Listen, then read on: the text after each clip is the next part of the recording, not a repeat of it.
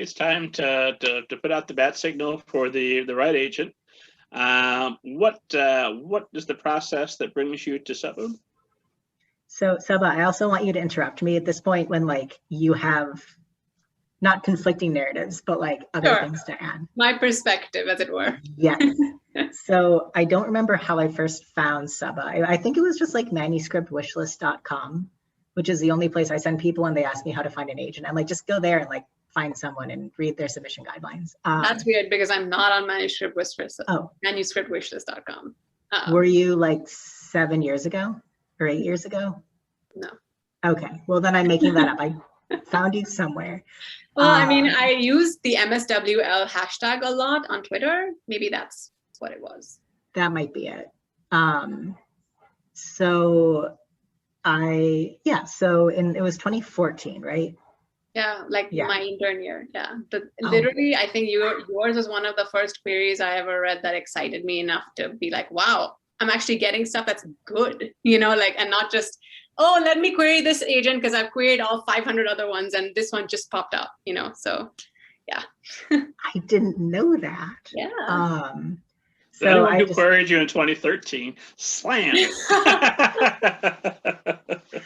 Well, she said one of the first, not the first. That's true. So, I went through the normal query process. Like I followed her submission guidelines and pasted 10 pages. And this was for the young adult novel that I was trying to write called So Over the Rainbow. And, I had been sending it out a lot over the last couple of years and I'd gotten exclusively rejections. Occasionally someone might ask to read more, but I think it was mostly just like form rejections.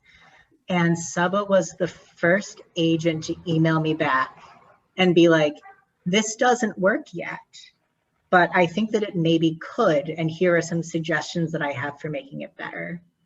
And I got really excited. And I think I tried again and you read it again and you were like, not quite yet. Yeah. And then I tried again and you were like, okay, this is better. I'm interested in, and then I think you requested the first 50. I did. I requested the partial. Yeah. Yeah. And then a synopsis of the plot. So I was so excited. I was like, yes, I'm almost there. I've almost made it. Like, I got this in the bag, you guys. And then she came back with it like, sorry, man. Like, it's just not like, and like a very kind pass, but like your writing is not there yet. The plot is not quite right. But if you keep working at it, like if you keep working, then I think that maybe someday you could be a good writer. She was much nicer. I hope I didn't say that. I'm paraphrasing. She did not phrase it okay, like good. And I was like, oh man. And then, I reached out to her a couple other times. Like I had that picture book manuscript, but at the time Saba wasn't representing picture books. I wanted to sell a short story collection, which is on the very back burner still right now, forever, maybe. And then in 2018 or 18. Storytelling out in 2018, yeah. What do you say? Yeah. So yeah, but then you emailed me actually when you got your agent, telling me that, I'm doing picture books and yay, this is my new calling. And I was like, oh my gosh, that's awesome. And I remember you kept emailing me and it was really nice and not creepy, which is great, because I do get a lot of authors who like try to follow up with me because they want to make sure that, I'm interested in working with them. And when I say I am, that I mean it and all of that. And that's absolutely fine and understandable. But when Kyle did it, it was very like, I appreciate you. And I just wanted you to know, that this is happening and I just wanted to share it. And I was like, oh, that's awesome. I'm really glad to hear it. And it was a nice, he did this, he was really smart about it. Or maybe it just came from the goodness of his heart. I'm not sure, probably a bit of both. Why not?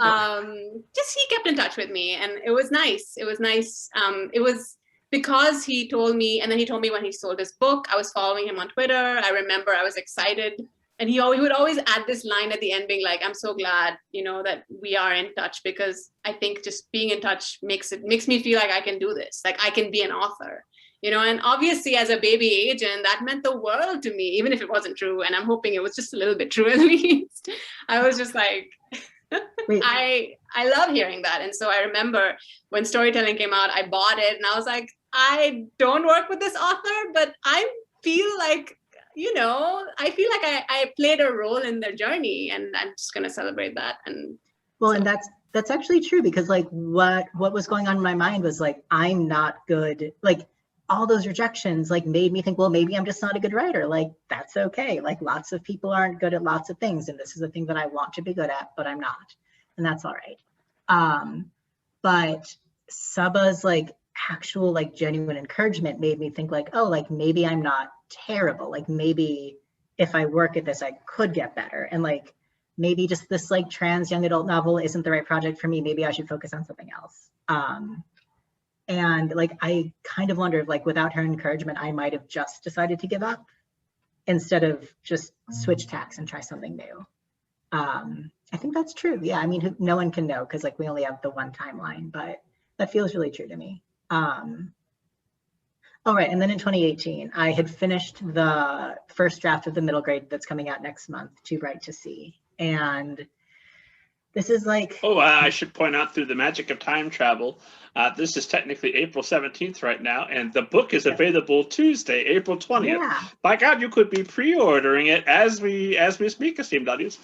So the book that comes out in 3 days from now, I guess. Oh, so this is like, I don't know if this is like manipulative or terrible of me, but whatever. I definitely remember being like, this is probably not very good. I don't really know. But I know if I send it to Saba, she will tell me. And like, she will tell me what I need to do to make it better. And then I can take that, and then maybe another agent will want it. Like I wasn't that's like absolutely fair. And I have to say, I am flattered that you thought that, because it makes me feel like I'm useful and that's what I want to be. And also that my brand is working.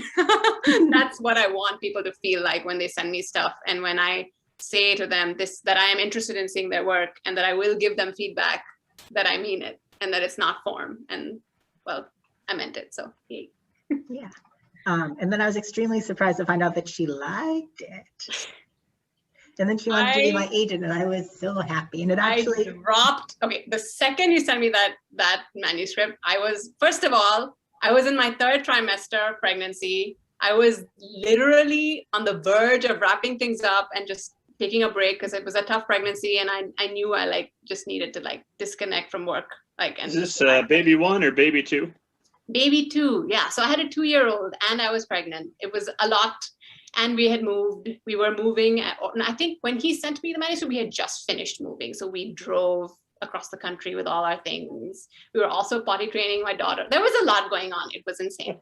I didn't know any of this. I knew that she was closed to queries. Yes. And in my query, I was like, hey, I see that you're closed, which is totally fine. But just in case you wanted to hear from me.